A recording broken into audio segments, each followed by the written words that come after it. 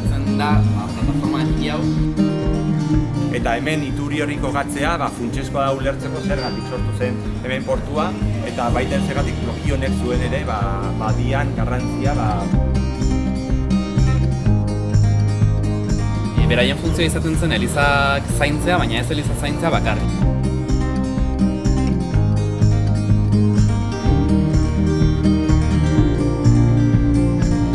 Fotografien arabera ikusi dezakegu nola, justo zeria etxe hau, atzo guztitik txikiena zen etxea, isolatuta zegoena ere, eta oso gutxi eraldatua zegoen. Nola, etxe honen ezaugarria, errepikitzen diren auzoaren beste etxeetan. Lortzen dute kai bat eraikitzea.